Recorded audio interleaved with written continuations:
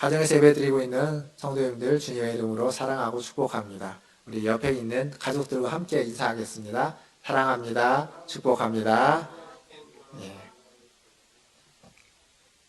뉴스를 보다 보면 가끔 압수수색이라는 말이 나옵니다. 압수수색은 이제 검찰들이 들이닥쳐서 조사에 필요한 모든 집기들, 모든 서류들을 다 압수해가는 거죠. 당해보지 않아서 모르겠지만 갑자기 들어서서 압수해가면은 굉장히 놀라고 굉장히 무섭다고들 합니다. 그런데 이런 압수수색을 가면서 미리 문자를 하거나 메일을 보내지는 않습니다. 왜냐하면 미리 알려주면 증거를 은폐하거나 훼손할 수 있기 때문에 갑자기 들이닥치는 것이 압수수색이죠. 물론 어디를 갈 때 꼭 이렇게 갑자기만 가지는 않습니다. 우리는 어디를 가는데 미리 예고하고 가는 것도 많이 있습니다. 아름다운 관광지를 가려면 미리 숙소나 이런 것들을 예약하고 가는 거죠. 준비를 하고 가는 겁니다. 또 오랫동안 보고 싶었던 사람을 보기 위해서 만나러 갈 때에도 혹시 그 사람과 일정이 겹치거나 그분이 그 자리에 안 계실 수 있기 때문에 미리 약속을 잡고 예고를 하고 가는 겁니다. 이렇게 어디를 갈 때에는 또 무엇을 할 때에는 갑작스럽게 가거나 하는 경우도 있지만 미리 예고하고 예약하고 가기도 하는 겁니다. 지금 바울이 쓰고 있는 이 로마서는 바로 그런 서신입니다. 바울의 다른 서신들은 바울이 이미 가서 본 적이 있고 혹은 바울이 세운 교회들, 그걸 알고 있는 사람들을 향해서 편지를 보냈습니다. 근데 로마서는 아직 바울이 한 번도 가본 적이 없고 한 번도 만나본 적이 없는 교회의 성도들입니다. 직접적인 교류가 없었던 그들에게 바울이 그곳을 가고자 하는데 가기 전에 먼저 편지를 보내는 거죠. 그게 로마서입니다. 너무 가고 싶은 마음을 다 담아서 거기에 편지를 보냅니다. 그러니까 로마서를 읽을 때는 바울의 이런 마음을 좀 이해하면서 읽을 필요가 있습니다. 오늘 읽은 말씀은 바울이 이 로마서의 수신자인 로마 교회 성도들을 어떠한 마음으로 보고 있고 어떤 태도를 가지고 있는지, 그리고 가서 무엇을 하기를 원하는지 좀 같이 살펴보려고 합니다. 먼저 7절입니다. 우리가 읽었던 본문 7절을 보면 로마에서 하나님의 사랑하심을 받고 성도로 부르심을 받은 모든 자에게 하나님 우리 아버지와 주 예수 그리스도로부터 은혜와 평강이 있기를 원하노라. 여기 보면 바울은 로마 교회 성도들을 하나님의 사랑하심을 받고 성도로 부르심을 받은 자라고 이야기합니다. 전에 이제 로마 교회에 대해서 간단하게 말씀을 드렸는데 로마 교회는 지금 이방인들이 주류입니다. 이방인들이 다수죠. 그 말은 무슨 얘기냐면 그들은 이방의 문화 가운데서 태어났고 자랐고 지금도 여전히 그 속에서 살고 있습니다. 근데 그들을 향해서 뭐라고 얘기하고 있냐면 하나님의 사랑을 받은 성도들이다. 사랑받는 성도들이다. 라고 바울은 이야기하고 있습니다. 그러니까 하나님의 사랑을 받는 사람들은 세속을 떠나서 거룩한 영역에 머물러 있는 사람들을 지칭하는 것이 아니다. 라고 지금 성경은 이야기하고 있는 겁니다. 하나님의 사랑을 받는다는 건 로마를 떠나서 이스라엘을 향해서 이스라엘에 거하는 사람, 하나님이 계시는 곳에 거하는 사람만이 하나님의 사랑을 받는 자가 아니라 그가 있는 그곳에서 기존의 문화 가운데 있지만 그곳에서 하나님의 부르심을 받은 자, 그들 모두를 하나님은 사랑하고 있다라고 이야기해 주는 거죠. 그들에게 은혜와 평강이 있기를 바란다라고 지금 바울은 말해주고 있습니다. 은혜와 평강은요, 은혜는 대표적인 기독교적인 어떤 표현이고 평강은 대표적인 유대교적인 표현입니다. 그래서 이 로마 교회 안에는 이방인이 다수인데 유대인도 함께 섞여 있습니다. 즉 다른 말로 바꾸면 이방인과 유대인이 섞여 있는 로마 교회를 향해서 은혜와 평강, 바울이 얘기했던 말은 그냥 수식어 중에 하나지만 이 말은 복음이라는 것은 모든 자들에게 어떤 담겨져 있는 모든 자들에게 함께 나누는 것이라는 것을 단적으로 보여주는 구절입니다. 은혜는 우리가 너무도 잘 알죠. 너무 많이 듣는 이야기입니다. 그래도 다시 한번 생각해 보면 은혜는 아무런 자격이 없는 자, 아무런 공로가 없는 자, 아무런 수고도 하지 않은 자에게 주어지는 것입니다. 주어지고 베풀어지는 친절과 호의와 그리고 어떠한 사랑. 그러니까 자격도 없고 아무런 공로도 없고 수고도 안 했는데 친절한 것을 받고 호의를 받고 선물을 받고 사랑을 받는다. 그게 은혜입니다. 평강은 다른 말로 바꾸면 히브리적인 표현으로 바꾸면 샬롬이죠. 샬롬입니다. 그러니까 평강은 하나 되지 않는 갈등과 분열과 다툼의 반대말입니다. 그러니까 은혜와 평강이 있다는 건 내가 아무것도 한 것이 없지만 내가 아무런 자격이 없지만 하나님으로부터 친절을, 자비를, 혜택을 받고 있고 그리고 갈등과 분열의 반대인 평화와 평강과 그런 어떤 차분함이 있는 것, 그것을 지금 바울은 기도하고 있고 바라고 있습니다. 사실 지금 우리가 살고 있는 이 시대는 은혜와 평강이 없는 시대입니다. 코로나19라는 것 때문에도 그렇고 그리고 사회에서도 정치, 경제, 사회, 문화 모든 면에서 다툼이 일상화되어져 있고 갈등이 많고 불만과 분열이 많습니다. 돌아오는 개천절에는 또 집회를 한다고 해서 많은 또 갈등들이 지금 야기되고 있죠. 정말 문제가 있고 그리고 어떤 문제는 다투야만 하는 문제도 있을 겁니다. 그러나 그렇지 않은 경우에도 다툼과 불만이 가득 차 있는 사회, 지금 우리가 살고 있는 사회의 모습입니다. 그러니까 은혜가 있을 리 없는 거죠. 자격이 없고 수고한 게 없는데도 베풀어지는 혜택, 그게 은혜인데 그런 혜택이 베풀어진다면 지금 이 사회에서 그것을 용납하고 받아줄 수 있겠습니까? 그러지 못할 겁니다. 갈등이 생기겠죠. 그러니까 이 시대는 은혜가 설 자리가 없습니다. 은혜가 설 자리가 없으니까 평강도 없고 은혜와 평강이 없는 시대를 우리는 살아가고 있습니다. 사랑하는 성도 여러분, 정말 간절히 드리고 싶은 말씀이 이겁니다. 하나님의 아버지와 우리 주 예수 그리스도의 은혜와 평강이 여러분에게 있기를 주님의 이름으로 소원합니다. 그리고 여러분을 통해서 주 예수 그리스도의 은혜와 평강이 다른 사람에게 전해지기를 또 주님의 이름으로 축원합니다. 그것이 바로 바울의 마음이고 바울의 마음을 본받아서 살아가야만 하는 우리의 마음이 되는 겁니다. 이제 8절에서 10절 말씀을 좀 같이 보겠습니다. 8절에서 10절을 보면 이 8절은 로마 교회의 성도들을 향해서 바울이 먼저 감사하고 있습니다. 감사하는 이유가 뭐냐면 너희의 믿음이 온 세상에 전파되었기 때문에 감사한다라고 이야기하고 있죠. 다른 말로 바꾸면 로마 교회 성도들이 믿음으로 사는 소문, 믿음으로 어떻게 살고 있는지 소문이 사람들에게 알려진 겁니다. 사실 로마 교회 성도들은 매우 고달픈 인생을 살아갑니다. 그 이유는 로마는요, 지금처럼 인구 한 100만 명 정도 되는 굉장히 큰 도시였다고 합니다. 지금도 100만 명이면 우리나라의 광역도시가 100만 이상이죠. 그러니까 엄청나게 큰 도시입니다. 그 도시의 한 반 정도가 노예이거나 노예 출신의 자유인들이었다고 합니다. 그러니까 노예이거나 노예 출신이었던 사람이 한 50만 명 이상 된다는 이야기입니다. 엄청난 수죠. 엄청난 수입니다.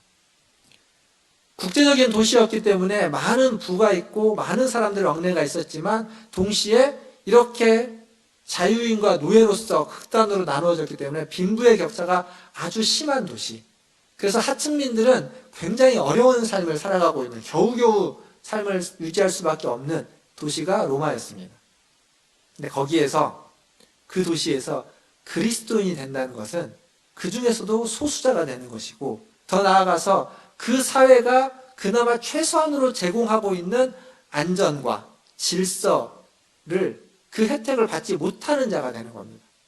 자기의 친족들로부터 자기의 이웃들로부터 버림받는 사람이 되는 것, 그게 그리스도인이 된다는 의미였습니다. 그 시대에.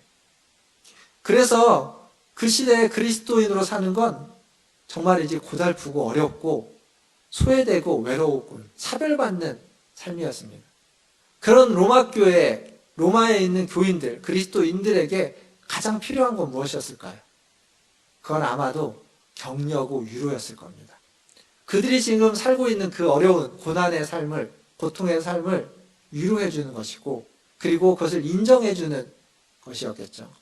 사실 생각해 보면 내가 지금 힘든 일을 하고 있는데 힘든 상황에 처해져 있는데 그 힘든 상황이, 그 힘든 일이 의미 있고 가치 있는 일이라고 인정해 준다면 우리는 좀 더 견디고 버틸 수 있을 겁니다.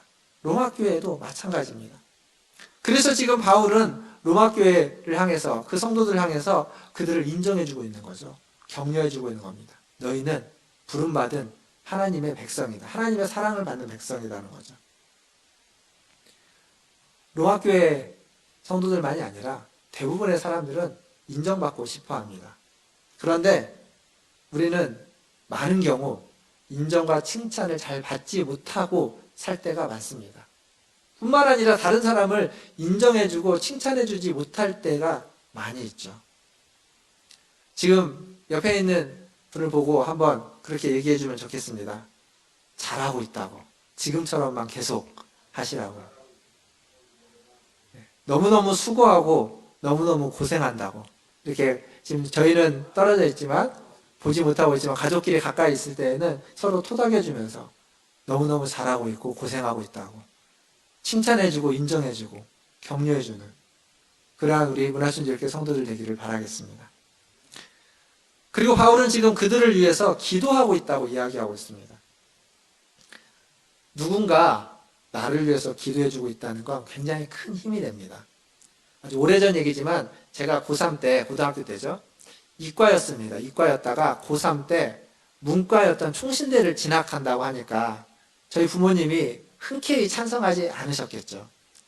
반대했습니다. 반대할 때 그때 이제 제가 다니고 있던 교회 전도사님 한 분이 오셨습니다. 그 중고등부 담당하는 전도사님이 오셔가지고 이런저런 얘기를 하시다가 그 전도사님이 저희 부모님에게 내가 성업일을 위해서 기도하고 있다고.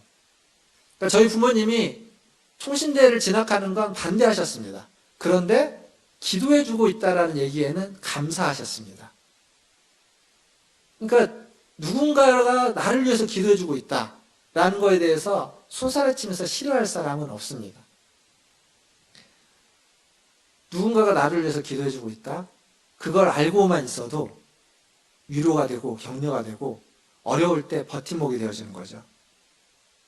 CCM 찬양 중에 그게 있지 않습니까? 누군가 널 위해 기도하네. 당신이 지쳐서 기도할 수 없고 눈물이 빗물처럼 흘러내릴 때. 이렇게 시작하는 노래가 있죠. 거기에 후렴에 보면 이런 말이 있습니다. 이런 가사가 있죠. 내가 홀로 외로워서 마음이 무너질 때 누군가 널 위해 기도하네. 외로워서 마음이 무너질 그때 누군가 기도하고 있다는 겁니다. 사랑하는 성도 여러분, 지금도 여러분을 위해서 누군가 기도하고 계십니다. 저도 여러분들을 뵙지 못하지만 여러분들의 이름을 기억하면서 여러분들의 마음을 생각하면서 제 마음으로 여러분들을 위해서 항상 기도하고 있습니다. 근데 저보다 여러분들을 생각하시면서 눈물로 그리고 안타까운 마음으로 기도하시는 분이 있다는 거죠. 우리 주님이 눈물로 기도하십니다. 그리고 여러분 안에 있는 성령님이 말할 수 없는 탄식으로 우리를 위해서, 여러분을 위해서 기도하고 있다는 사실입니다. 이것이 바로 바울이 이야기하고 싶었던 겁니다. 내가 너희를 위해서 쉬지 않고 기도하고 있다. 그리고 그것을 하나님이 아신다. 어떻게 하실까요? 하나님도 너희를 위해서 기도하고 있다라는 거죠. 바울이 이야기하고 싶었던 마음의 표현입니다. 어쩌면 지금 우리가 가지고 있는 마음과 유사하기에 공감할 수 있습니다. 함께 예배드리고 싶고, 함께 만나고 싶고, 함께 식사하고 싶고, 함께 수다도 떨고 싶고, 그리고 더 나아가서 서로를 위로하고 싶고, 소리내어 기도하고 싶지만, 그러지 못하고 있기에 더 간절해지는 거죠. 똑같은 마음으로 기도해 주는 겁니다. 서로를 위해서, 서로의 버팀목이 되어주는 거죠. 바울이 이런 마음을 가지고 있는 데에는 또 하나 이유가 있습니다. 그건 뭐냐면 11절과 12절을 보면 이렇게 함께하고 싶어하는 마음의 이유가 뭐라고 나오냐면 신령한 은사를 나누어 주어서 너희를 견고케 하기 위해서다. 신령한 은사를 나눠주기 위해서 성도들을 견고케 하고 12절에 보니까 서로 간에 피차 간에 안위함을 얻으려 합니다 라고 이야기하고 있습니다. 성경에서 은사는요, 로마서 12장, 그리고 고린도전서 12장, 에베소서 4장의 은사에 대해서 나옵니다. 근데 거기에서 나오는 성령의 은사와 지금 여기에서 바울이 이야기하고 있는 신령한 은사는 다릅니다. 여기서 말하는 신령한 은사는 뭐냐면 바울이 성령으로 말미암아서 얻었던 깨달음입니다. 깨달음. 그러니까 성령의 은사를 바울이 성령도 아닌데 나눠준다 그런 의미가 아니라 성령께서 자기에게 주신 그 깨달았던 것들을, 그 지혜와 지식과 그 깨달음을 로마에 있는 성도들에게 나누어 주기를 원하는 겁니다. 복음에 대한 깨달음과 이해의 말씀을 나누어 주고 그로 말미암아서 성도들의 믿음이 견고해지기를 바라는 거죠. 지금도 마찬가지입니다. 목회자라는 사람, 저와 같은 사람이죠. 부족하지만 하나님의 말씀을 보고 하나님의 말씀을 깨닫고 하나님이 주신 은혜를 가지고 성도들에게 나누어 주기 위해서 준비하고, 그래서 말씀을 준비하고 함께 나누는 겁니다. 성도들이 말씀으로 세워지기를, 성도들이 말씀으로 견고해지기를, 흔들리지 않기를, 지금과 같은 이런 상황 속에서도 비록 자주 뵙지 못하고 볼 수 없고 교회에 올 수 없지만 어느 곳에 있든지 말씀을 읽고 말씀을 묵상하고 말씀을 통독하고 또 예배 가운데 전해지는 말씀을 통해서 흔들리지 않기를, 견고하기를 위해서 기도하고 있는 거죠. 근데 그러다 보면 목회자도 좀 외로울 때도 있고 좀 그런 홀로 있을 때가 있습니다. 목회도 사람인지라 그러한 어려움이 있겠죠. 바울도 마찬가지였습니다. 바울도 사람이고 목회자 때문에 그렇게 원했지만 그도 힘들 때가 있습니다. 그래서 12절 말씀처럼 로마에 있는 성도들을 격려했지만 동시에 자신도 격려받기를 원하는 겁니다. 서로의 믿음으로 말미암아 피차 안위함을 얻기를 원했던 거죠. 그게 로마에 가는 또 하나의 목적이었습니다. 사랑하는 성도 여러분, 외로움은 단순한 마음의 문제가 아닙니다. 외로움은요, 사람의 수명까지도 단축시킨다는 연구 결과가 있습니다. 미국의 시카고 대학에서 이런 연구 결과가 있습니다. 외로움은 노년층의 조기 사망률을 14%나 증가시킨다라고 발표했습니다.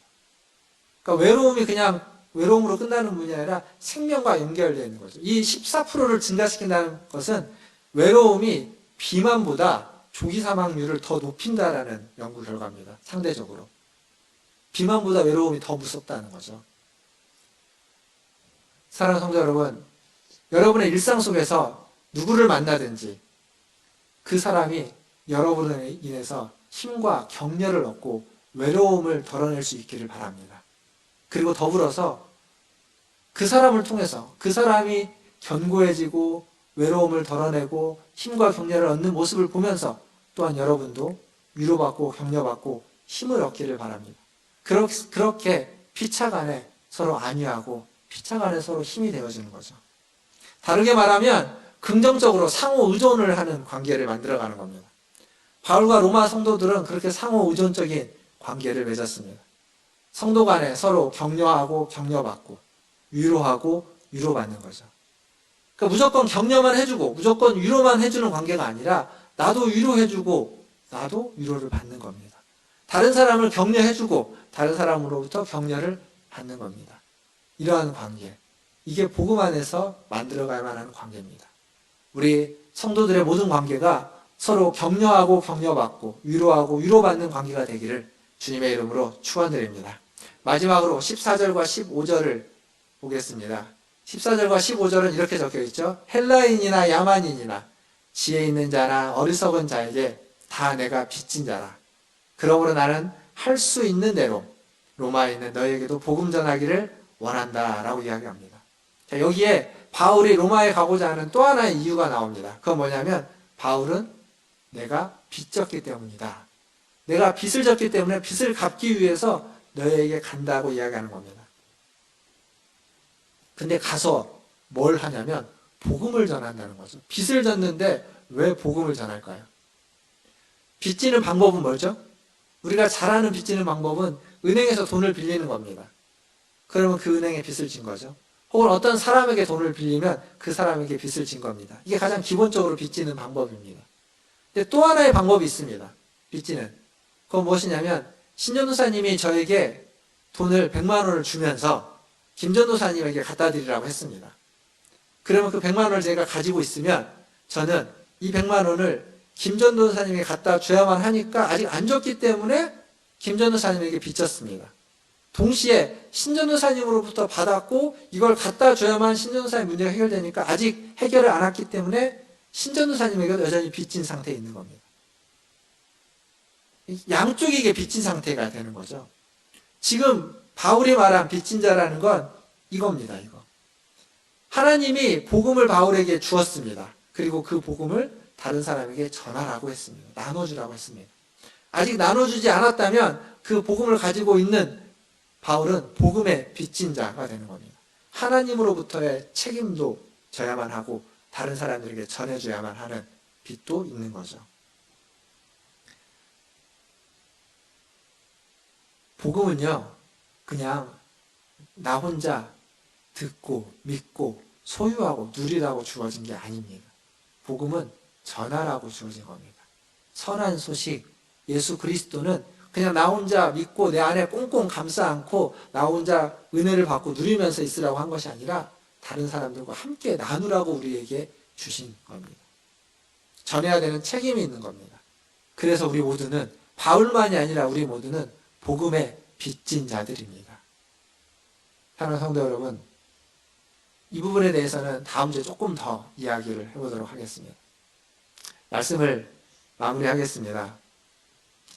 흙 속의 작은 우주, 흙 속의 우주라는 책이 있습니다. 그 책은 지렁이나 개미들과 같은 흙 속에 사는 동물들에 대한 이야기입니다. 그 책에 개미 이야기가 나오는데 되게 재밌습니다. 개미는요, 그 곤충들 중에는 굉장히 IQ가 뛰어날 것이다 라고 추측합니다. 그만큼 머리가 좋은 거죠. 그래서 우리가 알고 있는 개미는 그냥 흙 속에서 뭐 과자 부스러기라든지 먹을 것들 혹은 동물들의 죽은 시체들을 끌고 가가지고 양식으로 삼는다라고만 생각하고 있는데 그런 개미만 있는 게 아닙니다. 개미들 중에는 연구를 해보니까 어떤 개미가 있냐면 강도개미가 있습니다. 강도개미. 그 뭐냐면 다른 일개미들이 먹을 것을 갖다 놓으면 몰래 다른 구멍을 뚫어가지고 거기서 빼다가 먹고 강도짓 하는 개미들이 있다고 합니다. 뿐만 아니라 어떤 개미가 있냐면 그 씨앗을 뿌려가지고 곡물을 수확해서 그것을 가지고 가는 개미도 있다고 합니다. 신기하죠? 그리고 이 가위개미라는 개미가 있는데 가위개미라는 개미는 그 개미들이 땅속에서 사는데 자기네 살고 있는 공간 한쪽에다가 그 뭡니까 밭을 만들어서 거기에다가 버섯을 키운다고 합니다. 버섯 포자를 가지고 와서 버섯을 시켜가지고 그 버섯을 따먹는 개미, 이 가위개미 이런 개미들이 있대요. 저도 처음 봤는데. 그리고 목동개미라는 개미도 있습니다. 목동개미는 어떤 개미냐면 진딧물 있지 않습니까? 진딧물. 이 진딧물이 이제 여기저기 다니면서 그 먹고 이렇게 살기 위해서 개미가 도와준답니다.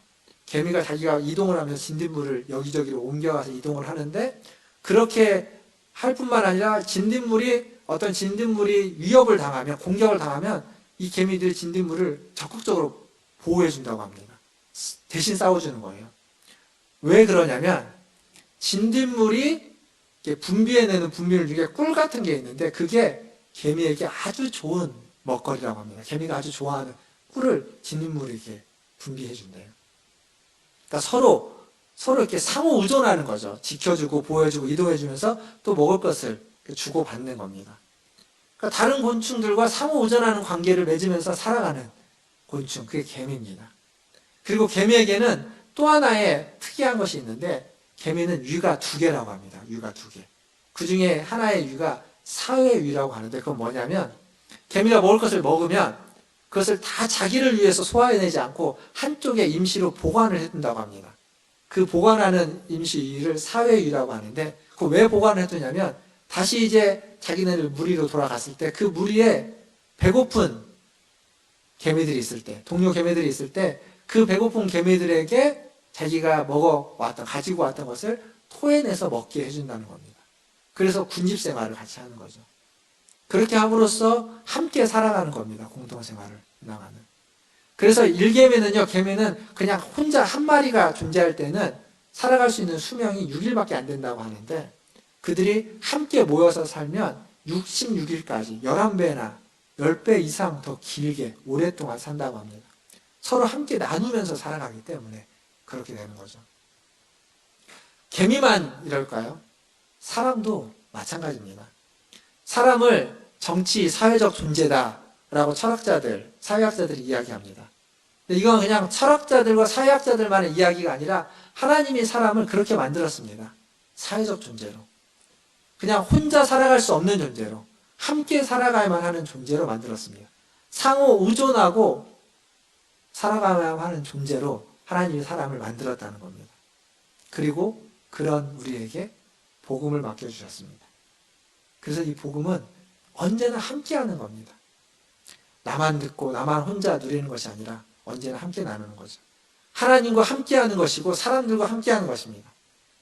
상호 의존하기 위해서 복음을 주었고 복음은 상호 의존하기 위한 통로이고 길이 되는 겁니다. 우리 서로를 연결시켜주는. 고린도전서에 보면 바울이 이런 말을 합니다. 맡은 자들에게 구할 것은 충성이다 라는 말을 하죠. 복음을 맡은 자에게 구할 것은 충성이라는 얘기입니다. 사랑하는 성도 여러분, 예수 그리스도 안에서 서로를 지지해주고 격려해주는 일에 힘쓰시길 바랍니다. 말씀을 읽고 묵상하면서 받은 은혜, 성령이 깨우쳐 주신 그 은혜를 함께 나누는 일에 더욱 힘써 주십시오. 그렇게 될 때 상호간에 위로가 되고 격려가 되고 힘이 되는 겁니다. 내가 받은 은혜를 나눌 때 그것이 다른 사람에게 위로가 되고 힘이 되고 격려가 될 뿐만 아니라 다른 사람이 받은 은혜를 나눠줄 때 그것이 또한 나에게 위로가 되고 힘이 되고 격려가 되는 겁니다. 만나서 신앙생활을 지금은 잘 하지 못하지만 이런 상황 속에서도 맡겨진 복음을 읽고 듣고 묵상하면서 받은 은혜를 서로 나눈다면 그 은혜를 통해서 서로 간에 상호 우존적인 관계를 유지해 갈 수 있고 그렇게 힘이 되고 위로가 되고 격려가 되는 것을 주고받음으로써 열매를 맺는 은혜와 평강이 있는 하나님이 주신 귀한 열매들을 많이 맺어갈 수 있는 우리 문화전들께 성도들이 다 되시는 줄 믿습니다. 그러한 은혜가 저와 여러분에게 있기를 바라겠습니다. 다 함께 기도하겠습니다.